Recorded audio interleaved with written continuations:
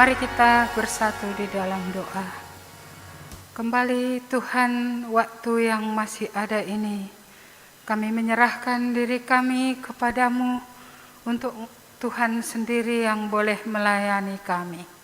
Kami mohon kemurahan Tuhan, berikanlah kepada kami perkataan-Mu ya Tuhan, yang boleh akan menolong kami.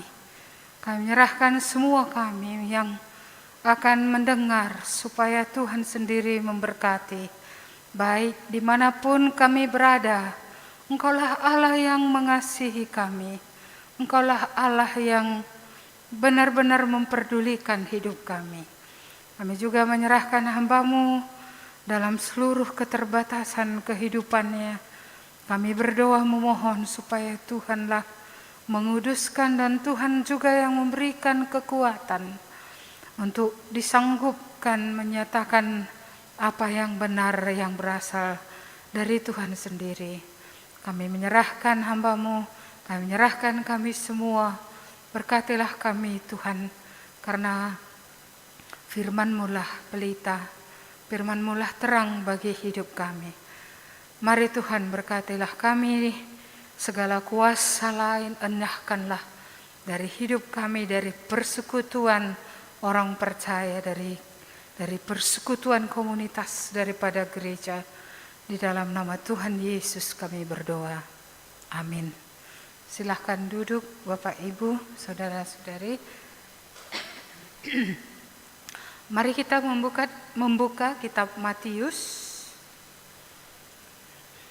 Iya, saya sudah share ini dalam kelompok kecil, tapi saya rasa ini penting. Mari kita lihat Matius pasal 21. Matius 21 ayat yang ke-12 sampai ayat 17. Saya bacakan, demikian firman Tuhan. Lalu Yesus masuk ke bait Allah dan mengusir semua orang yang berjual beli di halaman bait Allah. Ia membalikkan meja-meja penukar uang dan bangku-bangku pedagang merpati, dan berkata kepada mereka, ada tertulis, rumahku akan disebut rumah doa, tetapi kamu menjadikannya sarang penyamun. Maka datanglah orang-orang buta dan orang-orang timpang kepadanya dalam bait Allah itu, dan mereka disembuhkannya. Tetapi ketika imam-imam kepala dan ahli-ahli Taurat melihat mujizat-mujizat yang dibuatnya itu, dan anak-anak yang berseru dalam bait Allah, Hosana bagi anak Daud, hati mereka sangat jengkel. Lalu mereka berkata kepadanya, engkau dengar apa yang dikatakan anak-anak ini? Kata Yesus kepada mereka, aku dengar. Belum pernahkah kamu baca, dari mulut bayi-bayi dan anak-anak yang menyusu, engkau telah menyediakan puji-pujian? Lalu ia meninggalkan mereka dan pergi keluar kota ke Betania dan bermalam di situ. Iya, nats ini sudah hafal mati kita ya. Bagaimana Yesus membersihkan bait Allah. Saya kembali ingin mengingatkan kita tentang orang-orang yang ada pada masa yang lalu ya. Ya, di sini tadi kita mendengar istilah yaitu imam-imam kepala. Lalu kita juga tahu ada istilah ahli-ahli Taurat. Ya, saya mau mengingatkan kembali bahwa mahkamah agama di Israel pada waktu itu terdiri dari orang-orang Saduki, terdiri dari orang-orang Farisi, terdiri dari orang-orang yang memiliki kumran ya, batu tulis atau lempengan-lempengan Alkitab yang mereka temukan di sekitar Israel, dan mereka juga membentuk sebuah komunitas. Iya, Jadi ada 3 golongan, tetapi sebenarnya yang di bait Allah ini yang memegang tampuk pimpinan di bait Allah ini pada waktu itu adalah orang Saduki, bukan orang Farisi. Orang Farisi biasanya membuat sinagoge sendiri, yaitu bait Allah yang lebih kecil di daerah-daerah, dan kebanyakan sinagoge itu dijalankan atau dipimpin oleh orang Farisi. Ya, tapi bukan berarti di bait Allah yang paling besar di Yerusalem tidak ada orang Farisi. Ada, itulah ahli-ahli Taurat. Jadi ahli Taurat ini di dalam 3 macam dengan orang Qumran tadi, dan mereka ini berbeda-beda juga gitu. Karena orang Saduki kita tahu bahwa orang Saduki tidak percaya bahwa ada malaikat. Orang Saduki tidak percaya bahwa ada kebangkitan orang mati. Tetapi orang Farisi sangat percaya bahwa ada kebangkitan orang mati, dan orang Farisi sangat percaya ada dunia roh, ada malaikat juga. Jadi ada perbedaan daripada 3 grup ini, dan ini semua membentuk sebuah mahkamah agama. Dan kita tahu pada waktu ini bukan untuk urusan daripada rohani saja, karena kemudian mereka menjadi orang-orang yang berpengaruh di dalam politik orang Israel pada waktu itu.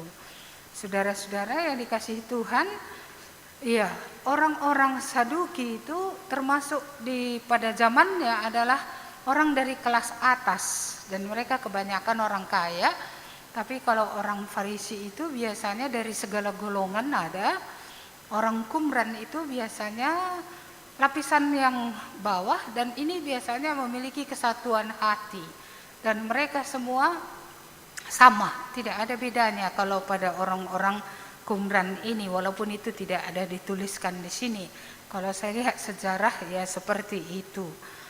Jadi bait Allah itu mereka akhirnya pakai ruang serambi yang seharusnya digunakan itu untuk rumah doa atau untuk orang-orang yang non-Yahudi. Kita tahu ruang Maha Kudus hanya boleh dimasuki oleh imam besar. Imam besar ini dipilih tiap-tiap tahun, bergiliran, karena orang Lewi ini banyak. Ya, imam-imam itu banyak, tetapi imam yang diangkat menjadi imam kepala atau imam besar itu hanya 1. Dan tiap periode itu harus berganti, dan periodenya biasanya hanya 1 tahun 1 kali. Jadi kalau orang bisa mendapat giliran 1 kali seumur hidupnya, itu sudah satu hal yang luar biasa, masuk ke dalam ruang yang Maha Kudus. Itulah ruang yang paling dalam, yang di dalamnya ada manna, dan di dalamnya juga ada 2 loh batu yang dulu diterima oleh Musa. Ya, dan di situ juga ada loh batu dan roti itu, manna itu dimasukkan dalam kotak, apa namanya itu ya, kotak perjanjian. Iya. Jadi ruang kudus, itulah imam-imam bisa masuk di sana. Juga bisa masuk di sana laki-laki yang sudah lulus, ya sudah lulus. Kayak mana lulusnya ya? Mereka lulus umur 12 tahun harus sudah menghafal seluruh kitab Musa. Jadi dari kecil mereka harus belajar seluruh kitab Musa. Ya, dari kecil sampai nanti selesai 5 kitab Musa itu. Dan kalau mereka bisa hafalkan itu, mereka bisa bacakan, mereka bisa jawab pertanyaan-pertanyaan imam-imam dan guru-guru ya, rabi-rabi yang ada sehubungan dengan akan hal itu, maka umur 12 tahun mereka biasanya sudah diizinkan masuk ke bait Allah dan dikategorikan sebagai orang dewasa. Iya. Jadi laki-laki ada tempat di mana mereka khusus bisa masuk di sana, ya. Dan untuk jemaah perempuan ada juga tempat yang khusus untuk perempuan. Jadi tidak bergabung antara laki-laki dan perempuan duduk bersama-sama, tidak seperti itu. Nah, perempuan ada ruangannya biasanya. Ya, lebih ke belakang. Dan yang terakhir ruangan itu adalah ruang untuk bangsa-bangsa non-Yahudi, supaya orang-orang non-Yahudi itu pun akan bisa datang ke Bait Allah, mencari Allah yang disembah oleh orang Israel dan berdoa di sana kepada Allah untuk pergumulan mereka, dan juga supaya mereka juga bisa masuk kepada bilangan orang yang mempercayai Allah Israel. Jadi kalau kita melihat sida-sida dari Ethiopia itu datang, misalnya di Kisah Para Rasul, maka dia pasti masuk di bagian serambi ini, dia tidak masuk ke dalam. Ya, karena dia bukan orang Yahudi, kecuali dia memang orang Yahudi tapi tinggal di Ethiopia, ya maka kalau begitu dia bisa masuk. Jadi orang-orang non-Yahudi yang dijahudikan, ya kan, itu ada ruangan yang khusus. Dan kita melihat tadi di sini bahwa ruangan ini digunakan untuk bisnis. Iya, mengapa orang-orang di dalam Bait Allah itu kaya-kaya? Karena mereka menjalankan bisnis di dalam. Bisnis apa yang mereka jalankan? Kita semua tahu bahwa ada bea, setiap orang yang masuk ke dalam Bait Allah ada bea, ada pajak gitu ya. Dan pajak ini nggak bisa mereka kasih dalam mata uang mereka. Kalau mereka orang Roma datang untuk beribadah, mata uangnya itu harus ditukar dengan mata uang khusus Bait Allah. Ya, jadi ini luar biasa. Karena nilai pergantian dari mata uang ini nanti sebenarnya tidak sebanding. Ya, jadi money changer ini, changernya uang ini nanti nilainya kalau di change di luar dengan di dalam itu akan berbeda. Tapi di luar tidak ada secara leluasa mata uang Bait Allah itu diperjualbelikan seperti itu. Jadi memang harus di dalam. Ya, dan bayangkan juga dari negeri yang jauh kan nggak mungkin mereka membawa tekukur kalau mereka miskin ya. Ya, mereka tidak mungkin membawa domba. Jadi mereka akan membeli domba yang tak bercacat, membeli burung-burung tekukur. Jadi ini semua menjadi income bagi pengelola Bait Allah, sehingga mereka memang tidak kekurangan uang. Tetapi ketika Yesus datang, Yesus melihat tatanan yang seharusnya itu tidak dilakukan. Ya, aturan yang ada tidak lagi dilakukan karena serambi di tempat di mana bangsa-bangsa lain dapat berdoa tidak dapat lagi berdoa. Jadi kita di sini belajar Yesus mengembalikan fungsi daripada Bait Allah itu. Untuk apa Bait Allah itu gitu ya? Yesus mengembalikan fungsi itu. Lewat bagaimana? Lewat mengusir daripada orang-orang yang jualan di sana. Menjungkir balikkan, seperti kita merasa mungkin kok kasar kali gitu ya. Iya, tapi mengapa Yesus begitu keras kepada mereka pada waktu itu? Karena akhirnya kita melihat Bait Allah tidak digunakan sebagaimana seharusnya, dan orang-orang yang bisa datang untuk beribadah di luar di bagian serambi itu tidak bisa serambi digunakan karena di sana ada penjual hewan, ada penjual burung-burung, ada tukar menukar uang ada di sana.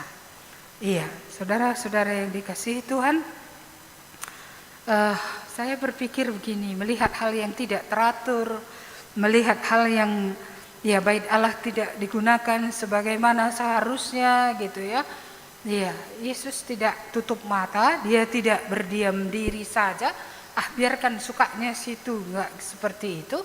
Tetapi dia benar-benar mau mengembalikan Bait Allah itu menjadi tempat orang berdoa, tempat untuk tidak ada suatu bangsa yang tidak bisa masuk ke dalamnya.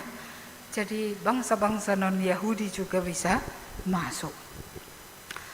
Jadi sangat penting bagi Tuhan Yesus Bait Allah ini kembali disucikan. Sangat penting bagi Tuhan Bait Allah ini kembali diatur sebagaimana seharusnya. Sangat penting bagi dia bagaimana supaya segala suku, bukan orang Yahudi saja, tetapi juga segala bangsa bisa datang kepada Tuhan. Bahkan tadi di sini diingatkan, bukankah kamu tahu bahwa dari mulut bayi-bayi, dari mulut anak-anak, ya Tuhan mau bayi-bayi, Tuhan mau anak-anak, ya mengeluarkan pujian, sorakan pujian kepada Tuhan. Ya. Jadi apa yang bisa kita pelajari dari nats ini? Yesus tidak membiarkan sesuatu yang tidak beres. Yesus tidak membiarkan sesuatu yang tidak menurut aturannya. Yesus mau mengembalikan fungsi daripada bait Allah itu kepada fungsi yang sesungguhnya. Lalu apa hubungannya ini? Ini kan dulu ya. Apa hubungannya ini dengan hari ini? Karena bait Allah hari ini tidak ada sekat-sekatnya. Tidak ada ruang maha kudus yang pendeta saja bisa masuk. Tidak ada ruang kudus yang penatua saja masuk. Tidak ada ruang yang khusus, hanya jemaat bisa di situ saja. Nggak bisa lebih dalam. Nggak ada ruang serambi yang ini khusus kalau pendatang datang. Tidak ada seperti itu lagi. Ketika Yesus mati di kayu salib, kita tetap harus ingat tirai bait Allah itu dari atas sampai ke bawah robek, ya, sehingga pembatasan itu tidak perlu lagi, tidak lagi perlu ada. Ya, Kristus sudah membuat, ya, karena dia sudah masuk ke dalam ruang yang maha kudus, bukan dengan mempersembahkan darah hewan, tetapi dia mempersembahkan dirinya sendiri. Darahnya yang tak bercacat, darahnya yang kudus sudah dipersembahkan di hadapan Allah yang suci. Maka kita melihat bahwa semua orang sudah memiliki hak yang sama untuk bisa datang kepada Tuhan dan tidak ada lagi sekat-sekat itu. Maka jangan kita beranggapan bahwa doa pendeta lebih didengar Tuhan. Jangan kita beranggapan bahwa doa orang-orang tua-tua, itulah penatua atau diaken atau majelis gereja, itu lebih didengar oleh Tuhan. Dan jemaat karena dia hanya di ruang sebelah luar, ya, bahkan lebih luar lagi pendatang-pendatang, itu tidak didengar Tuhan. Itu adalah konsep perjanjian lama. Tapi dalam perjanjian baru, sejak tirai bait Allah itu robek dari atas ke bawah ketika Yesus berkata di kayu salib, sudah selesai. Maka siapapun kita dapat datang kepada Allah oleh karena apa yang telah dilakukan di Yesus. Kalau Yesus sudah mengampuni kita, dialah pengantara antara kita dengan Allah. Kalau Yesus sudah membersihkan kita, ya, kita dapat berdoa dan doa kita didengar oleh Tuhan. Iya, saya melihat akan hal ini sebagai sesuatu yang sangat urgen dan ini serius, karena sering kali kita mengkotak-kotakkan doa sianu lebih didengar gitu ya. Jadi siapapun bisa datang kepada Tuhan oleh karena darah Yesus yang sudah mengalir di kayu salib juga mengalir di dalam dirinya untuk membasuh dia. Karena bagi kita pun tidak ada doa ibu-ibu yang lebih mantap, doa bapak-bapak yang kurang mantap gitu ya, nggak ada. Doa bapak-bapak pun mantap, makanya bapak-bapak ini jangan selalu asal berdoa bilang makam saja gitu ya. Jangan gitu lagi, karena doa bapak-bapak pun didengar oleh Tuhan. Dan jangan ada juga anak-anak yang merasa doa mamaku bapakku lebih mantap. Enggak. Doa bapaknya mamaknya diterima Tuhan, ya kan, kalau mereka sungguh-sungguh di dalam Tuhan, ya. Dan doa anak-anak itu pun didengar oleh Tuhan. Anak umur 5 tahun yang sudah mengenal Allah, doanya bisa didengar Tuhan. Anak umur 3 tahun pun kalau dia sudah memiliki pengertian tentang Allah, ya, doanya bisa didengar oleh Tuhan. Jadi tidak ada umur-umur tertentu yang dianggap ini doanya lebih manjur gitu ya. Ya, yang ini doanya kurang manjur. Semua usia orang-orang yang sudah ditebus oleh Tuhan, Tuhan mendengarkan doa dari setiap umat. Ya, yang berikutnya yang kita mau lihat adalah soal bait Allah tadi. Kalau dulu kan konsennya kayaknya di bait Allah itulah Allah hadir gitu ya. Tetapi kalau kita pindah kepada perjanjian baru, itu kan sering kali dikatakan bahwa engkau adalah bait Allah. Iya. Jemaat yang sudah percaya itu adalah bait di mana Allah berkenan untuk tinggal. Siapa yang menjadi milik Allah, dia memiliki roh Allah. Kalau roh Allah ada di dalam dia, itu artinya kan dia adalah tempat di mana Allah tinggal. Berarti dia adalah bait Allah. Dalam 1 Korintus pasal 16 dikatakan, ya, tahukah kamu bahwa kamu bait Allah? Iya, lalu apa? Ayat yang berikutnya adalah muliakanlah Allah, kamu telah dibeli dengan harga yang lunas dibayar, dan muliakanlah Allah dengan tubuhmu.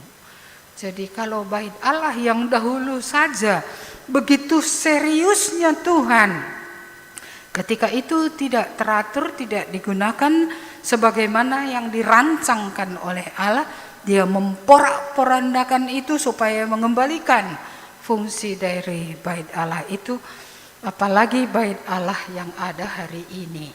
Kalau dulu pun Tuhan begitu serius, ya, sampai ditunggang balikannya meja-meja tempat money changer itu. Ya, kalau burung itu dibukanya dari keranjang-keranjangnya itu, dibiarkannya terbang semua. Kalau dulu dilepaskannya domba-domba yang dijual itu, ya, berlarian ke sana kemari, berlarian keluar dari serambi. Saudara-saudara yang dikasihi Tuhan, ini serius. Ya, apakah bait Allah yang ada hari ini Tuhan tidak serius? Tuhan serius. Kalau tubuh kita yang telah dibeli, hidup kita yang telah dibeli dengan harga lunas dibayar, itu juga tidak dipakai untuk apa yang Tuhan mau menjadi tujuannya, iya, maka hal yang sama Tuhan akan perbuat. Bagaimana supaya bait Allah itu kembali kepada fungsinya? Bagaimana supaya bait Allah itu benar-benar menjadi rumah di mana Allah tinggal, Allah bekerja, Allah mengerjakan, mencapai apa yang Dia mau, ya, lewat tubuh yang telah dibeli ini.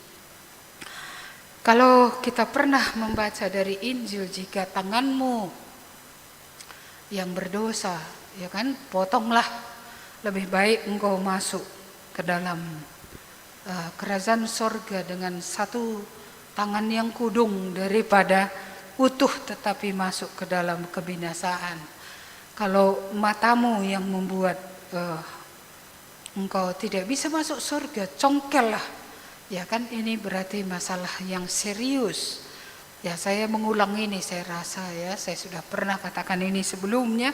Jadi Allah sangat serius, lebih baik orang setengah buta, artinya satu mata masuk ke dalam kerajaan Allah, daripada mata itu terus digunakan untuk hal yang tidak memuliakan Tuhan.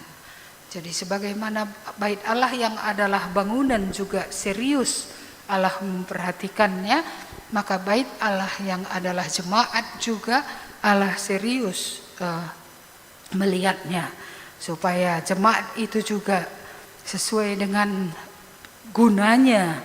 Dia ditebus oleh Tuhan, ditempatkan dalam sebuah komunitas, harus dikembalikan kepada fungsinya. Juga bait Allah secara pribadi, yaitu orang percaya satu pribadi, ya, di mana Tuhan tinggal, Tuhan mau bait Allah itu juga memuliakan Dia. Jadi ini sangat penting karena Tuhan mau jemaat juga memiliki keteraturan, dikuduskan menjadi teratur, mengerjakan apa yang Tuhan mau untuk dikerjakan. Juga secara pribadi-pribadi kita, Tuhan mau supaya karena Dia sudah membeli kita dengan harga yang lunas dibayar, supaya tubuh ini menjadi tubuh yang teratur, tubuh yang bisa digunakan untuk kemuliaan bagi nama Tuhan. Yang tadi agak berat saya melihat ini adalah cara Tuhan tadi untuk memperbaiki bait Allah yang digunakan secara salah tadi. Kita melihat di sini bahwa Tuhan sendiri membuat, ya, dengan caranya sendiri mengacaukan di situ untuk menguduskan. Iya, jadi dalam hidup ini juga kita harus memikirkan itu. Tidakkah nanti dikacaukan atau diapakan semua supaya bisa menjadi dikuduskan seperti itu. Ya, jadi kadang-kadang kalau hidup kita kacau, ya kita tidak mencari tahu kenapa Tuhan mengizinkan itu terjadi. Ya kan? Padahal itu diizinkan terjadi supaya kita tidak take it for granted everything. Kita tidak menerima saja segala sesuatu sebagai yang layak kita terima. Saudara-saudara, Tuhan mau supaya dalam tubuh yang sudah ditebus tadi, bait Allah tadi, digunakan benar-benar untuk kemuliaan Tuhan. Jadi kalau gitu sebuah pribadi adalah bait Allah, ya, kalau dia sudah milik Kristus, kalau dia sudah ditebus. Tapi jemaat, kumpulan sebuah jemaat juga adalah bait Allah. Bait di mana Allah tinggal, dan kumpulan itu Tuhan mau untuk mengerjakan apa yang Tuhan mau suruh kerjakan. Itulah sebabnya sekalipun GKMI ini sama-sama GKMI, kita memiliki komunitas yang memiliki penekanan yang berbeda. Mungkin kita juga berbeda walaupun sama-sama di Sumatera Utara ini, ya kita tidak sama semua walaupun Injil kita sama. Tapi apa yang Tuhan mau kerjakan itu ya masing-masing sesuai dengan tujuan Tuhan mendirikan bait Allah itu gitu ya. Apa yang Tuhan mau untuk dikerjakan. Cara kerjanya pun tidak harus sama GKMI yang ini dengan GKMI yang lain. Karena Tuhan memanggil untuk mengerjakan apa yang masing-masing komunitas itu Tuhan bentuk gitu. Untuk apa Tuhan bentuk? Ya itu yang Tuhan mau kerjakan. Ya itu sebabnya ketika kami rapat lewat Zoom ya kan dibilang tidak boleh disatukan pendewasaan gereja GKMI Kasih Anugerah dengan GKMI Sempakata, harus sendiri-sendiri gitu ya kan. Ya tadinya saya berpikir kan ya satukan saja biar nggak repot kali gitu ya, harus 2 hari, kita nanti 1 hari, gereja Sempakata juga 1 hari. Ya tapi ya, akhirnya saya mengerti juga bahwa memang ya kebutuhan gereja ini, tujuan Tuhan untuk membuat ini ada, tentu berbeda dengan kenapa Tuhan membuat komunitas atau kandang-kandang yang lain. Jadi kandang yang lain ada yang Tuhan mau untuk dia kerjakan, kandang yang ini ada yang Tuhan mau untuk dia kerjakan. Kita tidak harus menjadi seragam dalam metode, ya, tapi kita sama dalam hal keselamatan, tidak ada di dalam siapapun juga selain di dalam Tuhan Yesus. Itu harus sama. Pengampunan dosa juga harus sama. Nggak ada yang lain yang bisa membasuh dosa kita selain Tuhan Yesus. Tapi namun yang ini melayani ke tetangga seberang, saudara sepupu, yang ini dipanggil kembali ke tanah Batak, yang ini dipanggil ke suku-suku lain di Indonesia, yang ini dipanggil untuk suku-suku lain di luar Indonesia, itu Tuhan yang menentukan. Cuma sebagai gereja kita punya iman bahwa Injil harus disampaikan ke seluruh bangsa, baru Tuhan akan datang kedua kali. Entah seberapa kecil, entah seberapa besar bagian kita, inilah yang harus kita gumulkan. Iya, saya senang kalau dihotbahkan tentang Injil harus diberitakan, karena tidak ada gunanya kita hidup kalau kita tidak melakukan apa yang Tuhan katakan. Dan Tuhan pernah menyampaikan lewat Paulus dalam kitab Korintus, karena aku percaya, aku berkata-kata. Ya, jadi tiap orang percaya, dia akan berkata-kata walaupun tidak semua menjadi misionaris yang dikirim ke Papua atau kekirim di daerah yang lain. Ya, Tuhan mau supaya benar-benar kita menyaksikan pertanggungan jawab iman kita.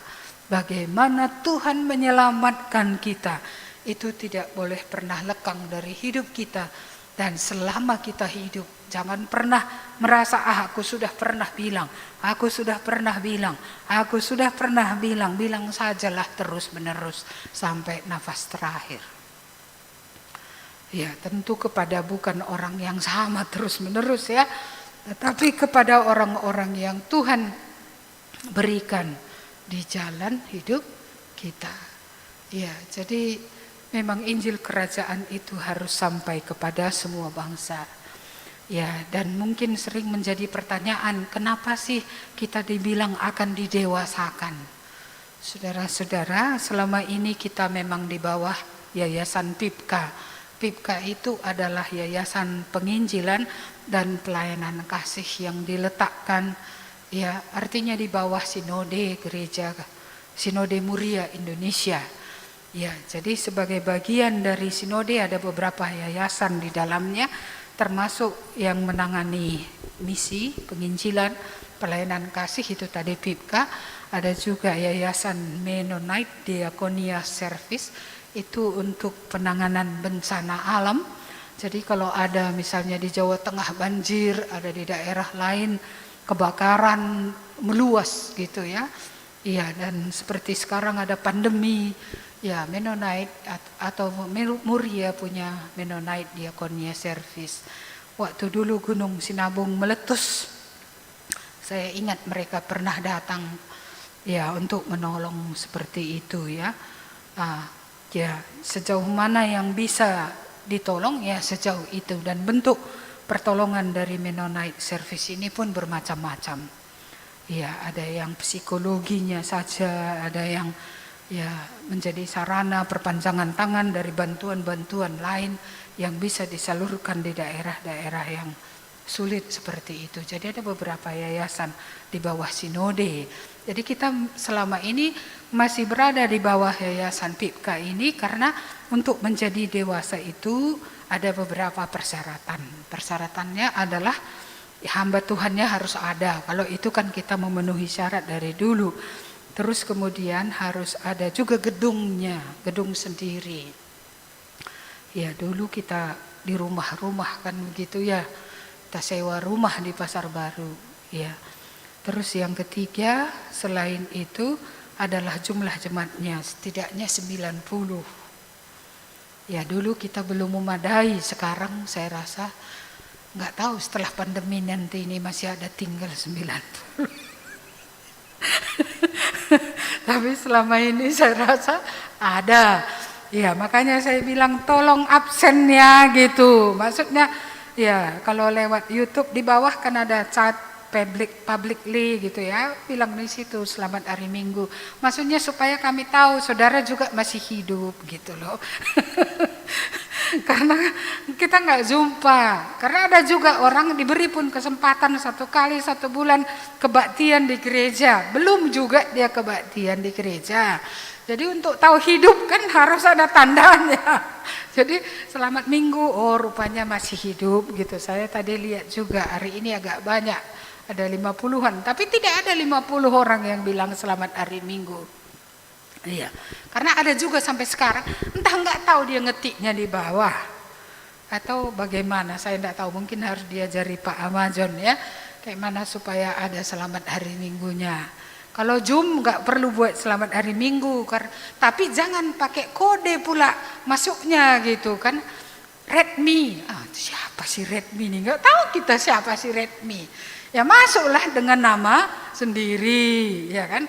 Esther Tarigan misalnya kan dia masuk dengan namanya, oh ini si Esther kan gitu. Kalau Redmi, Xiaomi katanya kan nggak tahu siapa Xiaomi.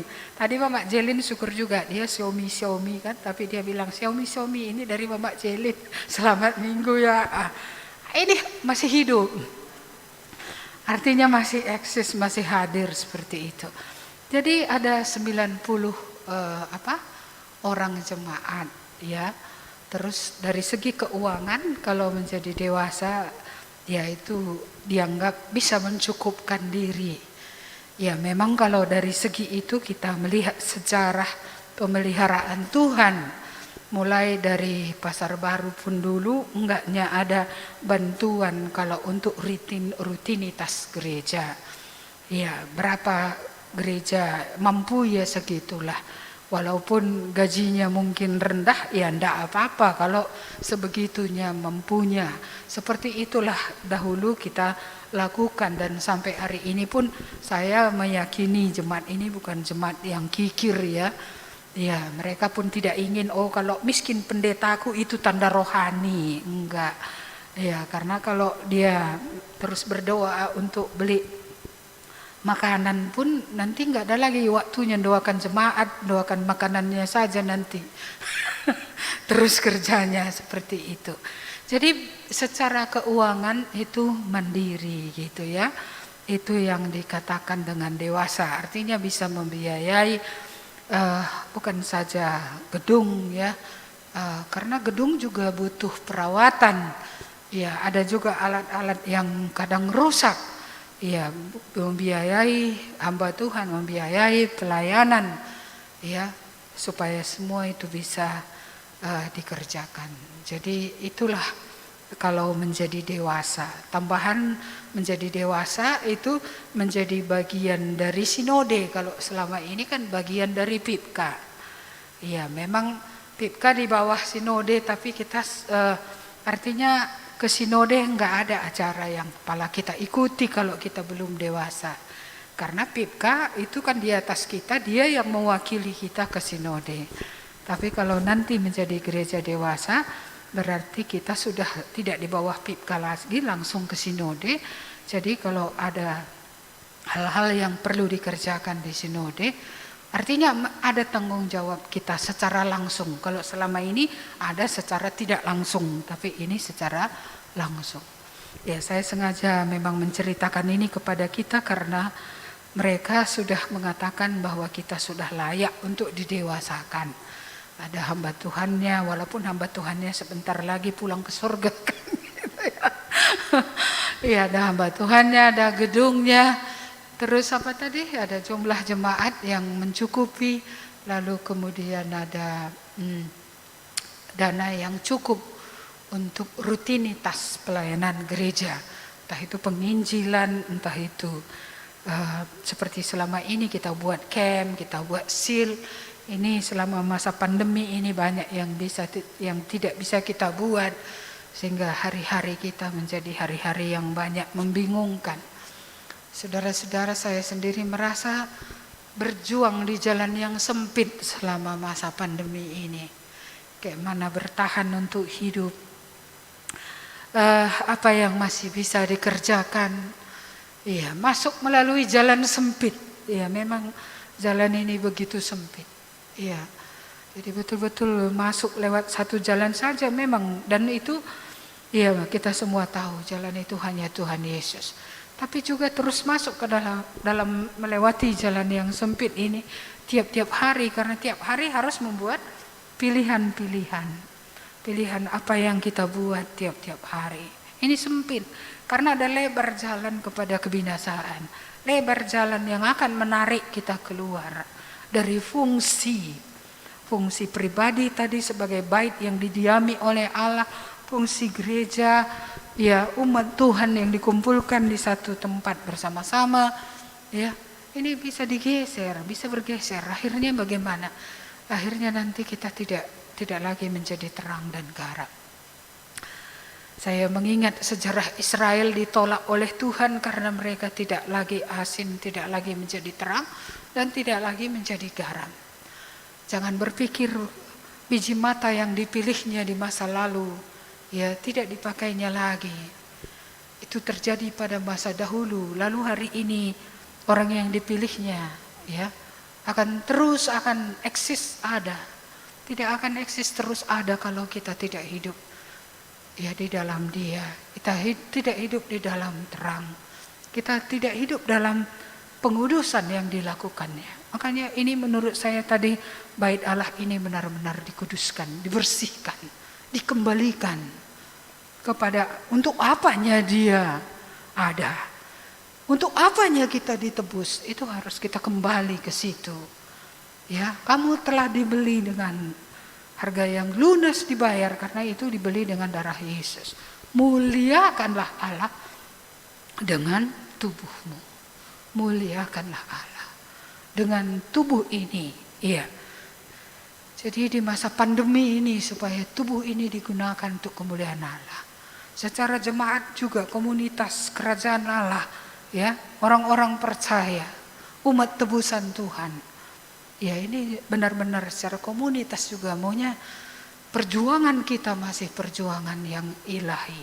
Apa yang Tuhan perjuangkan, itu maunya yang kita perjuangkan. Iya. Jadi itu sekedar informasi tadi tentang pendewasaan. Nanti kalau ada hal-hal yang saudara mau tanya, boleh lewat chat grup juga boleh. Kalau ada hal-hal yang nggak mengerti. Dan dalam pendewasaan ini nanti saya ditahbiskan jadi gembala yang pertama. Jadi selama ini saya tidak gimana ya? Saya sih gembala kan gitu ya. Tapi saya belum diteguhkan menjadi gembala ini dalam gereja yang dewasa. Jadi dalam gereja dewasa, ya kalau saya minta yang lain yang ditahbiskan boleh, tetapi ya saya tidak ikut artinya di dalamnya seperti itu. Ya, jadi ya walaupun seperti itu ya, kaki saya sudah begini ya, kita tahbiskanlah dulu untuk kita apa istilahnya ya, teguhkan sebagai gembala perdana. Ya sampai nanti ada gembala yang lain yang mengasihi Tuhan, mengasihi gereja ini, bisa memenuhi syarat dan bisa juga akan dilantik. Iya. Dan juga penahbisan majelis yang perdana. Jadi pengurus yang perdana ini dulu pengurus, belum namanya majelis. Tapi nanti kalau udah gereja dewasa baru namanya majelis. Ini peneguhan yang pertama. Iya, jadi itu juga nanti akan dilakukan. Lalu sekaligus oleh karena kita berharap Tio bisa menyelesaikan skripsinya, tugas-tugas paper pendetanya. Ya kalau dia bisa selesaikan, kita berharap dia juga akan ditahbiskan menjadi pendeta. Ya karena ya nanti pada waktu terpisah lagi dibuat, bagaimanapun ini sedang pandemi, itu kan merepotkan. Kalau bisa digabungkan di situ, ya maka digabungkan. Cuman ada satu berita sedih dan saya juga ikut salah di situ, karena waktu saya buat survei siapa yang mau ikut, oh itu sambutannya kan banyak ya. Sampai 50 sekian orang, ada yang sudah bilang pun belum diketik masuk gitu. Tapi saya kurang informasi, misinformation. Rupanya acaranya tidak bisa dibuat di luar. Jadi harus dibuat di sini. Jadi dengan demikian maka maaflah walaupun kalian sudah mendaftar. Tidak bisa ikut juga. Iya. Jadi nanti yang bisa ikut ya kita yang dilantik kan nggak mungkin nggak ikut. Nah, lalu yang bertugas MC apa semua kan tidak mungkin tidak ikut. Terus kita nanti membatasi tamu hanya pendeta dari tiap GKMI yang ada di Sumatera Utara, hanya pendeta. Kalau dia bukan pendeta, guru Injil dia nggak boleh ikut, hanya pendeta saja. Tenaga orientasi pun nggak bisa ikut gitu. Jadi hanya berapa orang, supaya tempat kita ini kan paling-paling ini akan hanya 40 orang bisa muat di sini. Jadi nanti tamu dari Jakarta, dari Semarang, dari GKMI hanya pendeta-pendeta saja yang dilantik, yang bertugas saya rasa udah penuh. Jadi nanti kami minta maaf ya, Ibu khususnya minta maaf. Karena sudah buat survei, karena hatiku ini kan semangat kali, maunya ikutlah jemaatku ini hadir gitu. Udah kami jajaki loh dengan Mary, dengan seksi tempat, melihat apa sudah jajaki Balai Sibaya, udah jajaki apa namanya itu Hotel Kenanga ya, sama seksi tempat waktu itu. Ya udah tanya harga, udah cocok kayaknya ini gitu. Ternyata saya diingatkan Tuhan, coba kamu tanya apa boleh di luar. Ya, dan setelah 2 kali Pak Suko, Direktur Eksekutif PIPK ngomong dengan Sinode, mereka bilang tidak boleh. Jadi saya sudah keduluan. Ya, tapi kan di situ juga saya bilang ini survei. Ya kan, belum tentu semua bisa hadir. Jadi ya ampunilah kami begitu ya, karena kurang berhikmat. Kurang tanya dulu. Ya, jadi seberapa nanti yang ada itu yang hadir, selebihnya lewat Zoom, lewat YouTube. Iya. Karena lewat YouTube ini akan disiarkan ke seluruh GKMI di Indonesia. Jadi ini bukan hanya jemaat bisa lihat dari rumah, dari Semarang pun akan bisa lihat gitu. Dari mana-mana mereka bisa lihat acara yang berlangsung di tempat ini nantinya. Doakan ya, doakan saya sudah tua, bersujud pun saya tidak bisa lagi. Mungkin saya harus duduk di kursi saja. Ya, doakan juga majelis perdana yang secara resmi akan ya dilantik ya. Dan juga doakan juga Ibu Tiolina yang kita harapkan bisa dia menjadi pendeta supaya sudah bisa dia mengerjakan entah memberkati, kan sudah berat bagi saya memberkati karena kaki ini pun udah mugur-ugur gitu ya. Ya, jadi sudah ada yang lain yang bisa mengerjakan. Dan doakan juga Litna ini biar sehat dia, lalu kemudian tamat pula dia. Kalaupun tamat dia masih panjang kali perjalanannya karena harus orientasi lagi dulu, menulis banyak paper lagi dulu. Sekian tahun baru bisa mengusul pendeta muda gitu ya. Sekian lama bisa mengusul lagi. Jadi pendeta ada prosedur yang cukup panjang. GKMI ini kalau menjadi pendeta paling rumit. Ya, rumit prosesnya. Iya, sangat rumit sekali. Iya. Ya, jadi itulah harus dijalani. Makanya jangan menyerahkan diri di waktu tua ya. Siapa tahu ada anak-anak ini mau menyerahkan diri, serahkan diri umur kepala 4. Iya. Lebih awal lebih baik supaya prosesnya 10 tahun loh nanti paling tidak untuk jadi pendeta itu. Iya, kalau hebat cepat kali dia 6 tahun lebih, 7 tahun.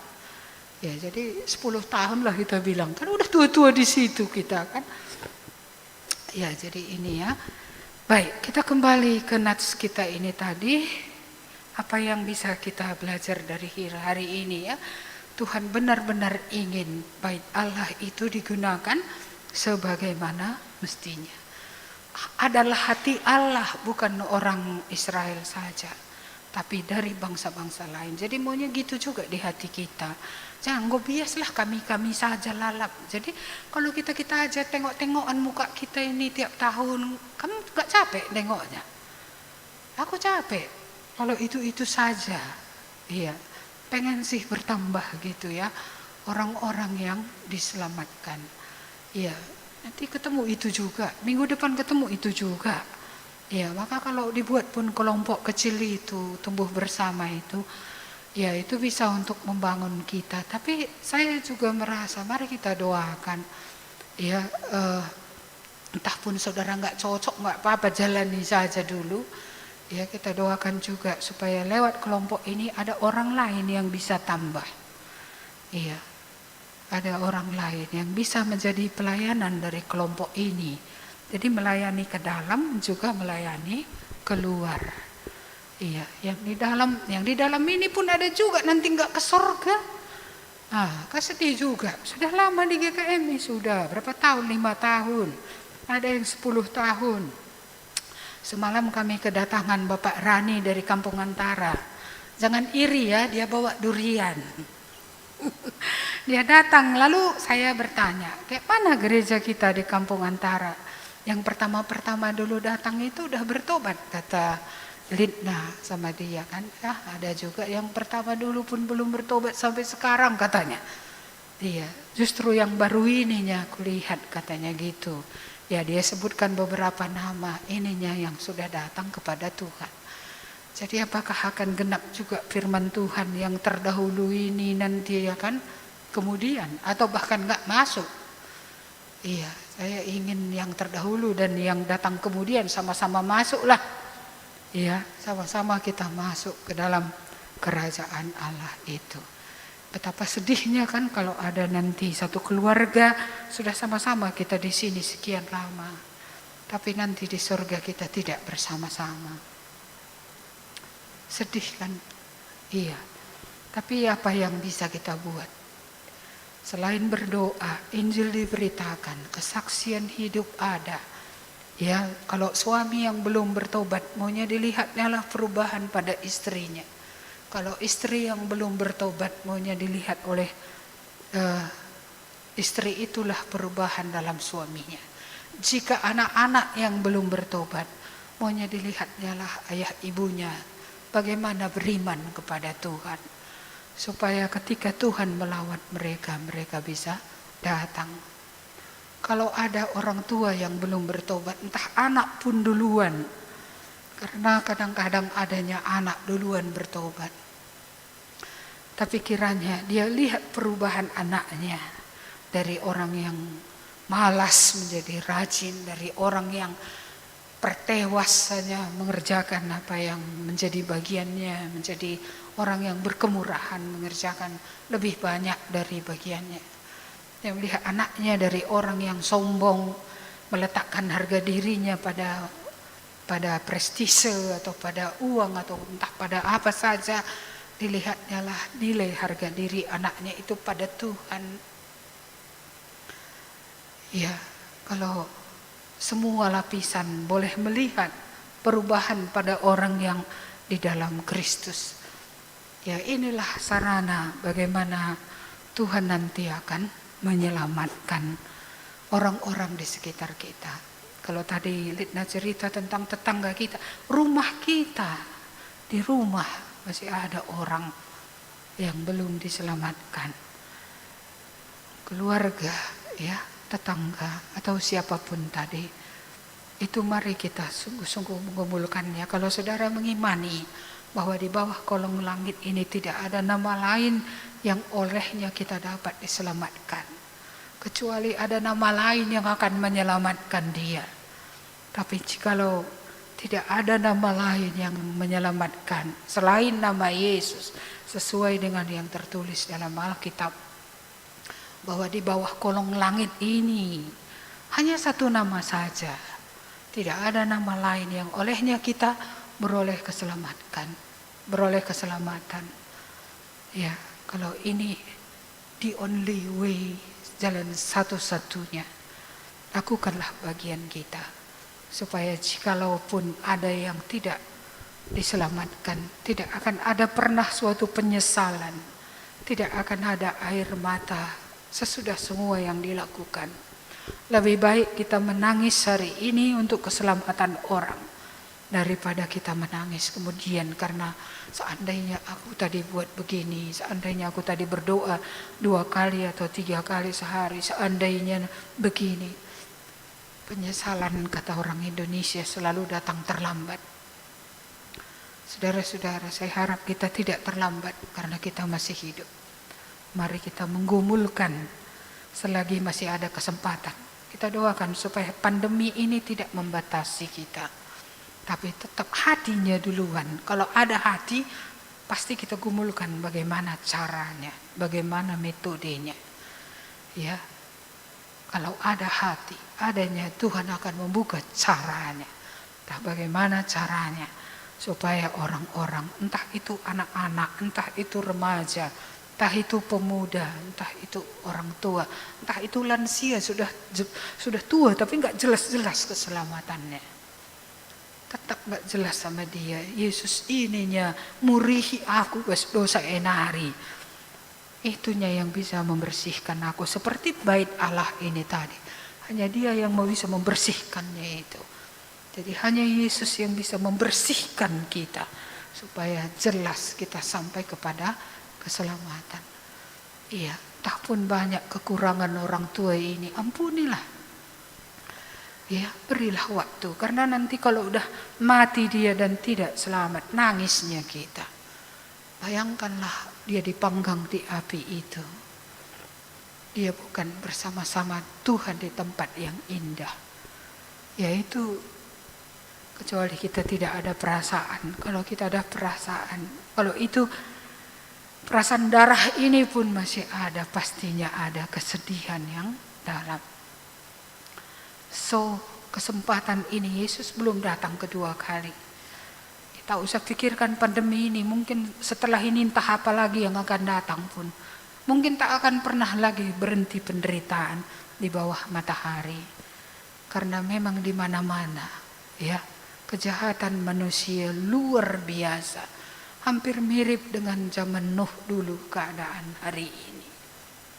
Ya, segala perlawanan terhadap Tuhan Yesus, terhadap firman Tuhan, di negara yang namanya negara Kristen pun seperti itu. Jadi apalah alasannya? Saya kadang mikirkan, kalau Allah harus berbelas kasihan, apalah alasannya dia berbelas kasihan? Mungkin alasannya berbelas kasihan adalah air mata orang percaya yang berseru-seru, Tuhan jangan dulu tebang pohon ini. Berilah aku mencangkulinya lagi, berilah aku memupukinya lagi, berilah aku menyiraminya dengan air. Tak ininya yang masih menjadi belas kasihan sehingga tidak lebih hancur lagi. Saudara-saudara yang dikasihi Tuhan, mari ya, paling tidak kita melakukannya sampai puas. Nah, kalau kita sudah lakukan semua, kita kembalikan kepada Tuhan. Oh Tuhan, jagailah hatiku supaya aku tetap memuliakan Engkau.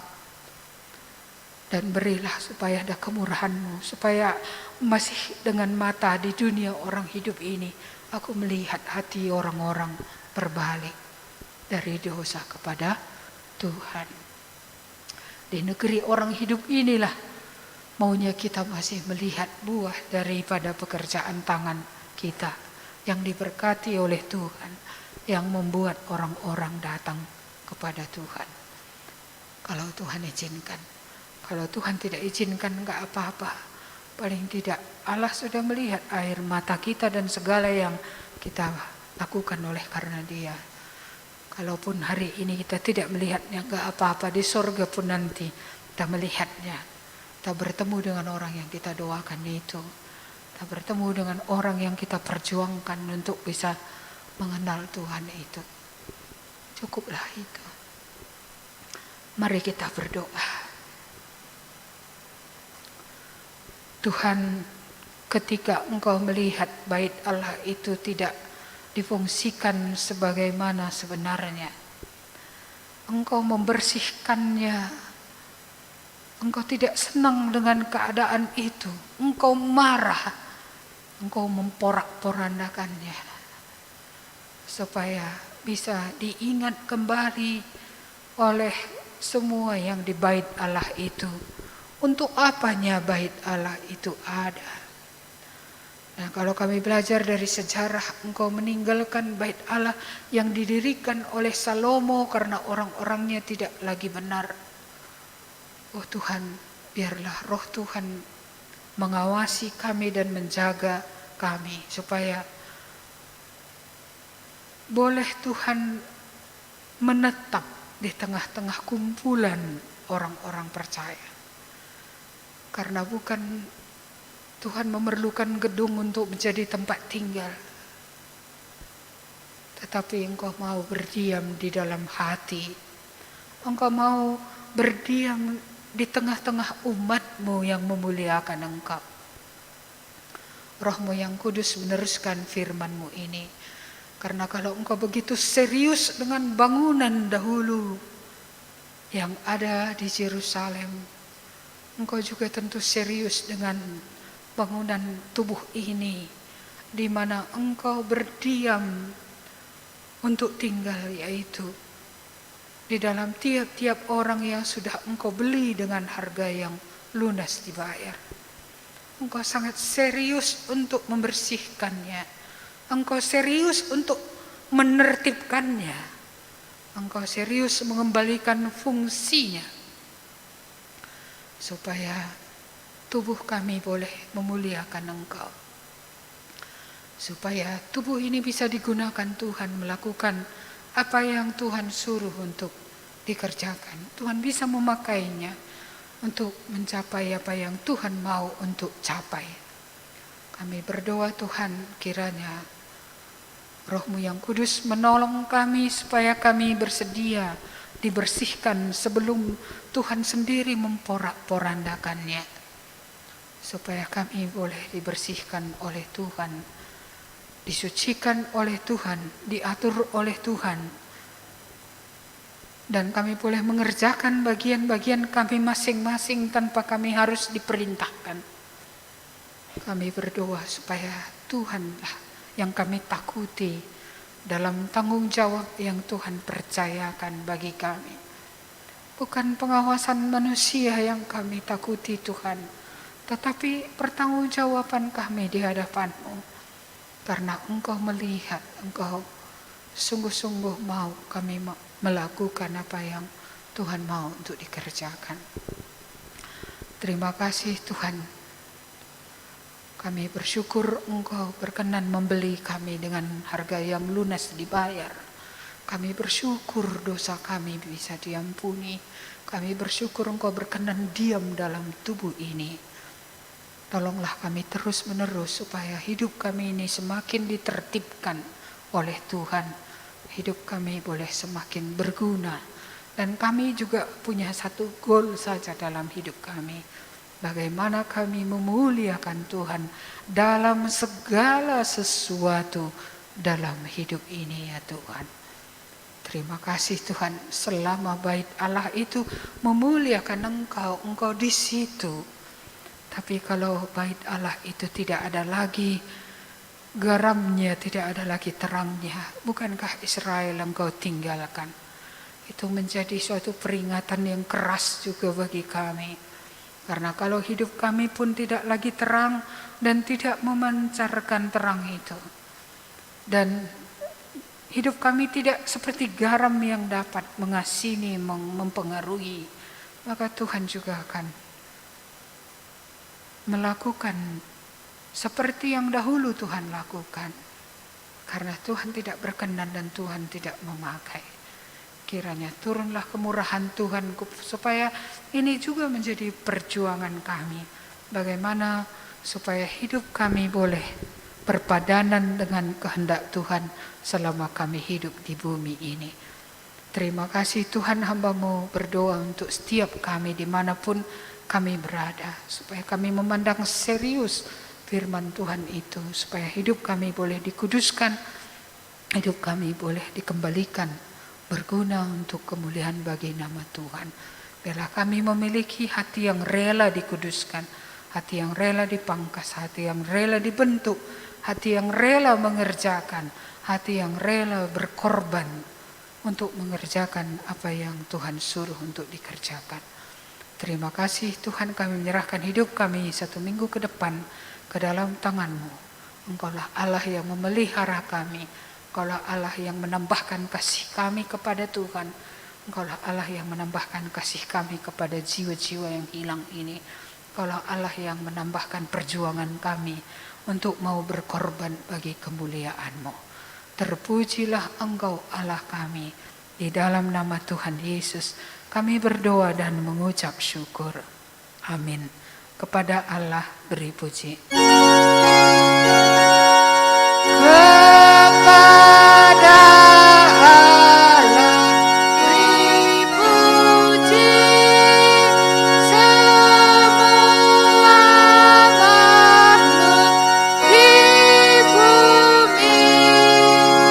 Padanya ku beri pujian.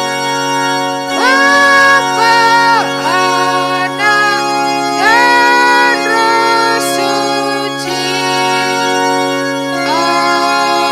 Amin. Amin. Selamat hari Minggu. Tuhan memberkati semuanya. Selamat Minggu ya yang di rumah juga.